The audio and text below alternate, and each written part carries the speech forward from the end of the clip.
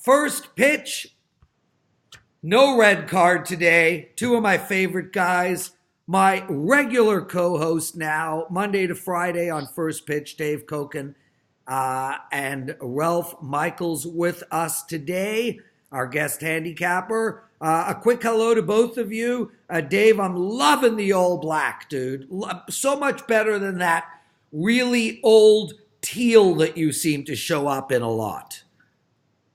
I can't tell the difference between a dark blue and a black. So if this is black, okay. Well, could be dark blue. I'll go with dark blue, but either way, it's a hell of a lot better than that ridiculous blue, that light blue you wear. One day you're going to show up, you're going to be all in yellow, and the next day it'll be pink. I don't like yellow. Doesn't work with the skin color. Yellow. Ralph Michaels, how are you, brother? Doing good, and I'm glad the world was able to get fashion advice from Prez. That makes a lot of sense. Well, I mean, Ralph, you see me all the time. Do you know that I'm taking Teddy shopping? Really? Yeah. I am the fashionista in the group, guys. I can't see what you're wearing when you join, when you come out for the Seniors World Series of Poker Tour. I'm sure it'll be something exciting. I think I'm going to wear a suit. With a WagerTalk lapel? No, just Ralph Michaels. Oh, as well it should be. At Cal Sports LV is what you should have on your baseball cap. Yeah, I'm never calling you Cal Sports again, dude. Sorry. All right, that's a Twitter handle, though. Stupidest thing ever. I mean, who wants to double brand? What is he, Dave Cokin from schmudlingsports.com? Like, what the hell? Talked about this. Let's talk about First Pitch. Okay, boys. 6 games we're going through tonight. A few in play already today. Yeah, No Morning Joe. So if you want to throw something in at the end of this show about basketball, go right ahead. Real quick announcement, or it's actually not an announcement. It's a tease. Big announcement coming from WagerTalk.com sometime next week. Game-changing announcement. Stay tuned. Very, very excited. No Morning Joe today, but puck time is up. It's in the bag. And me and Andrew McGinnis. Boys, let's get to it. Let's start with this Baltimore game. They're at Cleveland tonight. 77% of the general public, or the money, if you will, is coming in on Cleveland, which is ridiculous. Minus 300. There's a minus 333 on the board. The over and under is 9. What? Why is it ridiculous? Seriously, the Orioles, they just keep losing games. If it weren't for Miami, they would clearly be the worst team in baseball. And 2 big prices yesterday against the Yankees. They lose them both. It's well said, Dave. And just to change topics really quickly, I'm 50 in a few weeks, and I only started betting in the late 90s. I'm really accustomed. I'm in tune with the culture today of not betting these massive favorites. But if you go back to when you probably began this, there's so many stories about guys making just a ton of money betting Ali at minus 1,200, and I don't think it was always like this. I think there was a time where minus 300 did not scare anybody.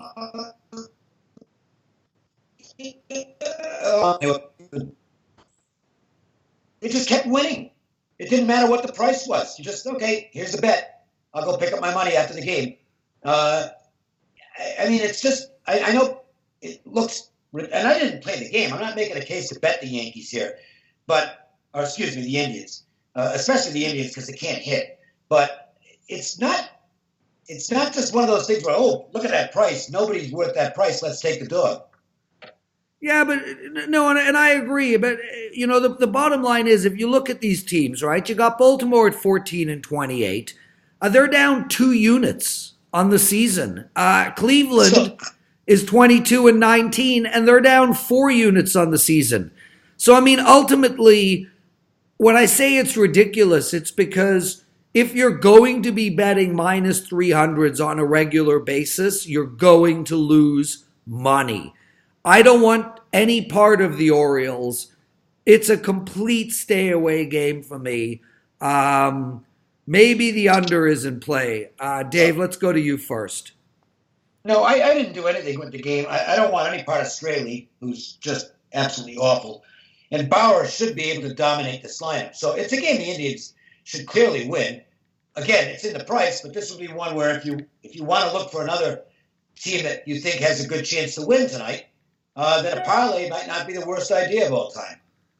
No, and yeah, fair enough. Look, I've tried. I mean, I've dabbled in these, 3 teams at minus 250 parlays. I can't win money playing that at all. But maybe you throw it in with the Golden State on the money line. I don't know. I'm so against parlays, it's ridiculous. Ralph, any quick thoughts on this Baltimore-Cleveland game? I'm going to make a statement. At worst, you guys are talking betting huge favorites, good or bad. Well, Prez, I'm going to give a statement that agrees with you. Since the start of 2018, there have been 60 games with a favorite of 300 or more. They're 45-15, down 5 units. So, yes, they're not positive, but it's really a break even. And to back Dave, talking about 200 favorites, since the start of 2018, 387 and 130. You're actually plus 81 units if you bet every favorite. Then if you back out those 300 favorites, imagine the profit between 200 and 300. So Dave is correct. There is quite a bit of value if you find those right 200 favorites. One thing I will say about Bauer, he's 1-4 with a 5.45 ERA lifetime of Baltimore, against Baltimore. Hey, Ralph, the amount of knowledge that comes through you is ridiculous. We're lucky to have you, brother. And Dave, I don't think there's a more experienced bettor on the planet. That doesn't suggest you're very old. We'll just go with super experienced. The Cubbies, 25-15, up 5 units on the season, playing Cincinnati. Cincinnati just keeps playing to the under. 15-27 to the under. The Cubs are 2 games up to the over. Cincinnati a favorite tonight, Ralph, minus 140. The over and under is 8.5. And look, I get it. Castillo's pitching phenomenal. 56.1 innings, a whip of 9.9, an ERA of 1.76. That's absolutely ridiculous numbers right now. I still can't play them. Well, you talk about the under. Castillo on the season is 2-7 over under. That's straight from the WagerTalk First Pitch newsletter. And then you look at the Reds.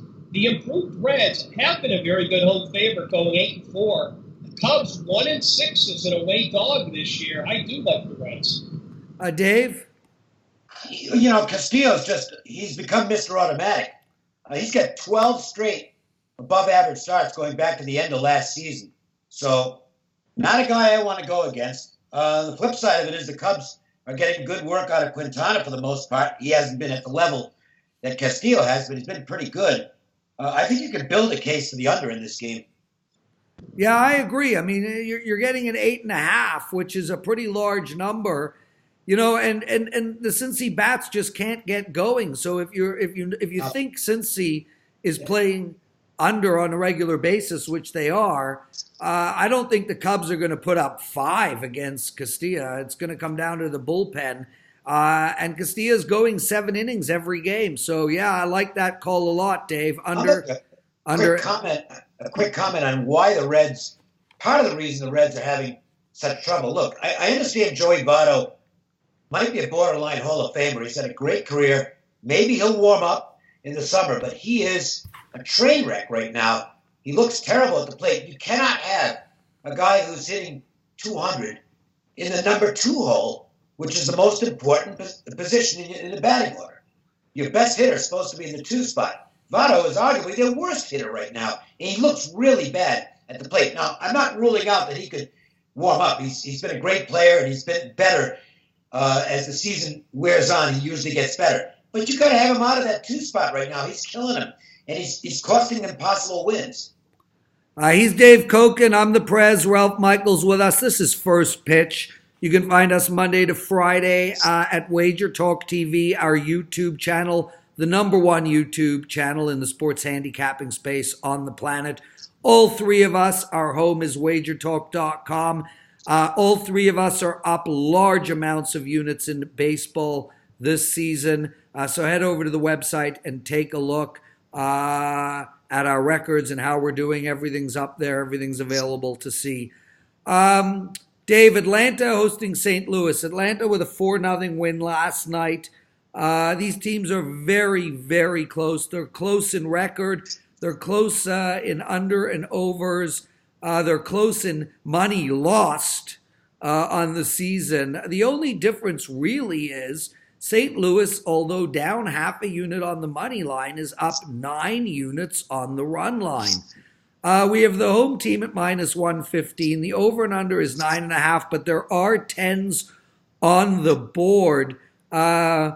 Wainwright pitching tonight, extremely inconsistent pitcher against Iran. I like the over in this game. I'll just, I don't really see anything else.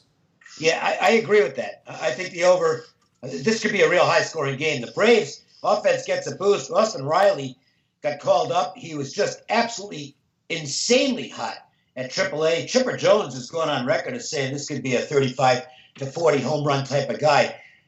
He's a third baseman. They've got Donaldson, so they decided, you know what? We're going to have to teach you to play the outfield because we need your bat. So they got him in the outfield now, and he had an immediate impact last night with a long home run. There could be plenty of offense in this game. I don't like either one of these starting pitchers, particularly I know Tehran's been okay lately, but he's a study in inconsistency. And this could be a shootout tonight in Atlanta. So I would agree with you, Prez. I think the over is the way to look. Ralph Michaels, 30 seconds or less. What do you like in this game? Unless you can take longer if you've got some ridiculously great stat for us. You know what? You talk about, there are some times that pitchers just don't get run support. That's Tehran. You look at his last 4 starts, he's pitched very well. A 2.88 ERA. A 1-2-1 no decision. They won 3-1 no decision. He loses 4-3 and he loses 4-2.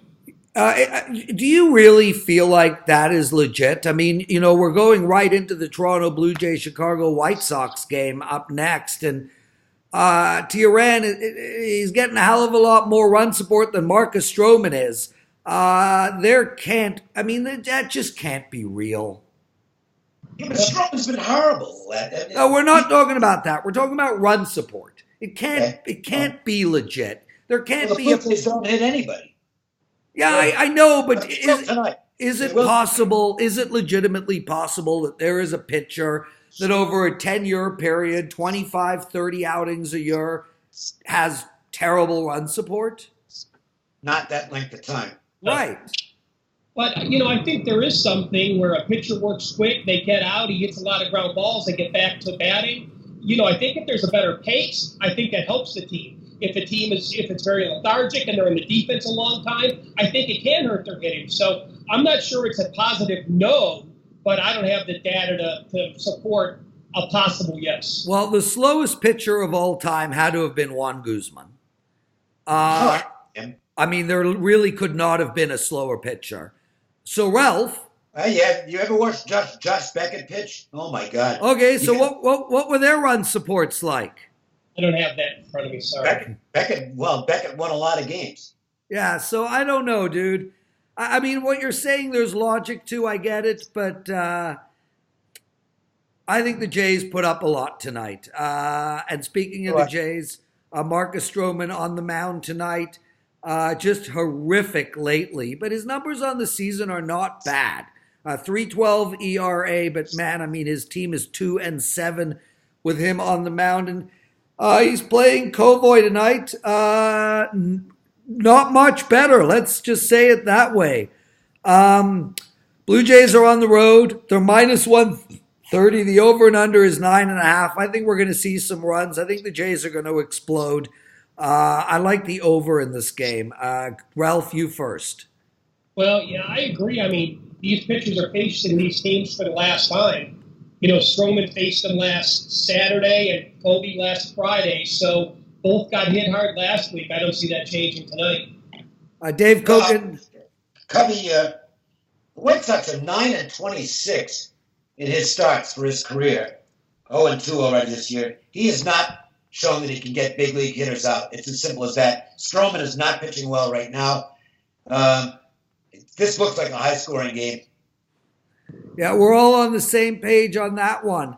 The Twinkies hosting Seattle on the road in Seattle. Seattle, what a start to the season. Now, then a free fall. But they have won their last two games. They beat Oakland 6-5. They beat Oakland 4-3. Those were their last two games. Minnesota just rolling. They have won their last two games against Anaheim. But, they've lost three of their last six. But this team is a really, really good team. Minnesota is minus 115. The over and under is 9.5 tonight. Dave, I go to you first. Both really bad pitchers on the mound, at least bad right now, because we have seen Pineda pitch well in the past. I don't want to take this game over because I don't think either team's whacking the ball around a lot, but I certainly can't play this game under. I like Minnesota. I would look at the over. Look, Pineda's not pitching well at all. He's had 5 straight below-average starts. And if he doesn't get – his strength is getting through the order one time. He does well with that. And last start, he didn't even do that. So he's getting worse. Swanson had one really good start, but the rest of his efforts have been not too good. And when he's bad, he's really bad.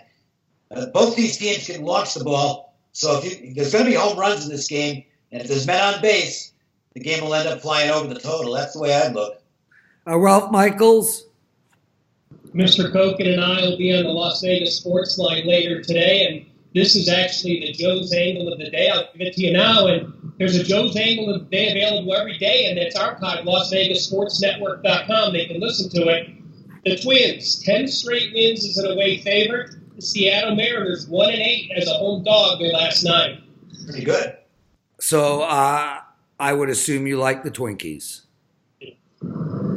Pittsburgh playing San Diego. San Diego has fallen right back down. Look, they're still a game above 500. They're still up half a unit on the season if you bet them on the money line. They're hosting Pittsburgh tonight. Pittsburgh, they've won 4 of their last 6. San Diego's lost 3 in a row, 2 to the Dodgers and 1 to Colorado. They're minus 125. The over and under is 7.5, and it's Williams versus Lauer. Ralph, what do you think in this game? A funny story is my son played against Eric Lauer in high school. Eric Lauer was from Midview High School just outside of Cleveland, and he was obviously a stud in that league, playing first base and pitcher. But the thing I think here is, I'm looking for Trevor Williams to have a big start. Trevor Williams was born in San Diego. He was a huge Padres fan growing up. He got hit hard last time in his first start. I think he has a big start this time, returning to his hometown. Those nerves are over from his last start. He's got a 2.87 road ERA. I think he gets it done in front of his hometown fans. Dave Cokin? Well, Lauer's up a really bad effort, arguably the worst he's had as a major leaguer. Trevor Williams is ticking up. If you do like a curve where you grade the pitcher's starts, he's going up again. And the Pirates usually play pretty good ball when he's out there. 6 of his last, I think 6-2 this year when he starts, 10-4 going back to last season. I would look at the Pirates as an underdog here as having the value. Both of you agree. That's it, boys. Only 6 games today. We did it in under 20 minutes. Loved the show. Lots of great information. Love having you guys around. Dave, we'll see you tomorrow. Hopefully Marco will be joining us, but he's in full Preakness mode right now. I thought it was Brian Leonard tomorrow. Oh, Brian Leonard, yes. And thank you for reminding me. Marco's on Morning Joe. Remember, Dave, we're going to talk some theory tomorrow as well with Brian Leonard, so it'll be a little bit longer show than normal. People are asking, especially when you listen to Brian, Dave, and he talks so much about his metrics and his this and his that, and it feels like he's doing a lot of the handicapping in a bit of a silo and then matching it up with what's going on to the books. I mean, we all do that, but Dave in particular in baseball has that fine-tuned. We're going to go through that, talk about that as well. And we'll also talk about the Prez's style of baseball handicapping, which I think will be a very interesting conversation, given that he doesn't do it. Hey, guys, is it ever too early to think about the NFL? It's never too early to think NFL. Lines for week 1 are already up. Kelly and I are doing a TNA video today. 4 NFL September Super Systems that are 59-8, 88%. Make sure you check out WagerTalk. We're doing those videos a little later than normal. You don't want to miss out. Thanks, Ralph. Thanks, Dave. I'm the Prez. And guys, make sure to watch tomorrow's show. It's going to be a real good one. We'll speak to you all later.